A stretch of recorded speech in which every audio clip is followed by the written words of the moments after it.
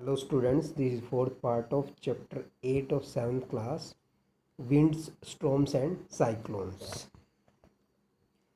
तो इस वीडियो में हम स्टडी करेंगे जनरेशन ऑफ विंड करंट्स के बारे में। विंड करंट्स कैसे जनरेट होते हैं। तो जो विंड करंट्स जनरेट होते हैं they are due to uneven heating of Earth. और अनइवन हीटिंग दो तरीके से यहाँ पे बताई गई आपको। uneven heating between the equator and the poles, uneven heating of land and water। तो इस वीडियो में हम इन दोनों uneven heating के बारे में स्टडी करने वाले हैं। तो ये आप सभी को पता है, जो सनलाइट आती है अर्थ के सरफेस पे जो पड़ती है तो एयर वार्म होती है, वो एक्सपेंड करेगी, एक्सपेंड होने से वो लाइट हो जाएगी, लाइट होके वो राइज अप करेगी, जिससे क्या क्रिएट हो जाएगा, लो प्रेशर। और हाई प्रेशर से लो प्रेशर की तरफ फिर विंड्स ब्लो करती हैं उसका स्पेस ऑक्यूपाई करने के लिए। ये हम डिस्कस कर चुके हैं। और जो लो प्रेशर होता है वार्म एयर राइज अप करती है, ऊपर जाके जो एयर होती है वो कूल हो जाती है। अपर लेयर जो एटमॉस्फेयर में वो कूल लेयर थोड़ा डेंस होती है, वो सिंक डाउन कर जाती है, फिर वो हाई प्रेशर पे आती है, फिर हाई प्रेशर से लो प्रेशर की तरफ जाती है। ये साइकिल ऐसे चलता रहता है। तो अब हम स्टडी करते हैं uneven heating between poles and equators. तो आप सभी को पता है इक्वेटर पे टेम्परेचर ज़्यादा होता है क्योंकि वहाँ डायरेक्ट सनलाइट पड़ती है, ज़्यादा हीट पड़ती है, तो एयर वार्म रहती है। तो जो वार्म एयर होती है वो राइज अप करती है, जिससे लो प्रेशर सिस्टम क्रिएट हो जाता है इक्वेटर पे। और पोल्स पे क्या होता है, ठंड होती है। जो कूलर एरिया होती है from 0 to 30 degree latitude belt, मतलब जो हाई प्रेशर जिसको आप कह रहे हो, on either sides of equator that moves towards equator to fill the low pressure system. तो ये आप इमेज में ये देखो देख भी सकते हैं। अनइवन हीटिंग हो रही है, जहाँ जहाँ सनलाइट मतलब डायरेक्टली पड़ रही है वहाँ लो प्रेशर है, जहाँ नहीं पड़ रही है वहाँ पे हाई प्रेशर है। तो ये एक कूलर एयर मूव करेगी उस लो प्रेशर सिस्टम को फिल करने के लिए। जो पोल्स पे जो एयर होती है वो कोल्ड होती है, that at the latitudes about 60 degree. तो वार्म एयर जो होती है एट दीज लैटिट्यूड्स, जो 60 डिग्री हम बात कर रहे हैं, that rise up creating low pressure system, and the cold wind from the polar regions at high pressure rushes into fill the low pressure system।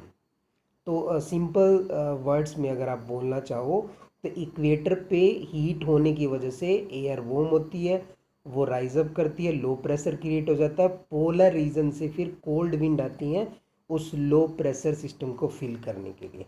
तो in this way wind circulation is set up from the poles to the warmer latitudes. और जो wind की जो direction होती है that is not exactly from north to south और from south to north. ये जो डाइवर्जन ऑफ डायरेक्शन होती है ना, मतलब आप कह रहे हो कि विंड इधर से आ रही थी, विंड उधर से आ रही थी, that occurs because of the earth rotation. और इस इफेक्ट को हम कोरियोलिस इफेक्ट बोलते हैं। ठीक है, मतलब एक्चुअल में एग्जैक्टली वो डायरेक्शन नहीं है विंड की, नॉर्थ टू साउथ या साउथ टू नॉर्थ, वो सब अर्थ की रोटेशन की वजह से होता है। नेक्स्ट अपन देखते हैं uneven heating between land and water.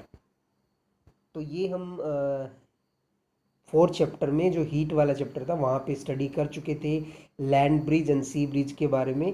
एक बार यहाँ फिर रिवाइज कर लेते हैं।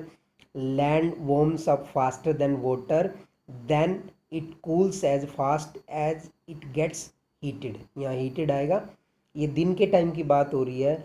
दिन के टाइम में लैंड गर्म होती है, जो सी होता है वो थोड़ा ठंडा होता है एज़ कम्पेयर टू लैंड। तो सी की तरफ से लैंड की तरफ ब्रीज आती है, जिनको सी ब्रीज बोलते हैं। और रात में क्या होता है, water takes more time to get heated and takes more time to cool. तो रात के टाइम पे जो सी होता है उसके ऊपर की हवा वार्म होगी, वो राइज अप करेगी, और लैंड की तरफ से हवा सी की तरफ जाएगी, उनको हम बोलते हैं लैंड ब्रिज। तो इसमें हम देख लेते हैं जो समर सीज़न होता है क्या होता है, near the equator the land warms up faster and the most of the time the temperature of land is higher than that of the water in the ocean. ये हम बात कर रहे हैं समर सीजन की, कि उस टाइम ओशियंस ठंडे रहेंगे, लैंड ज़्यादा गर्म रहेगी। तो thus the air over the lands that get heated and rises up creating low pressure system, वो लो प्रेशर क्रिएट हो जाएगा वहाँ पे।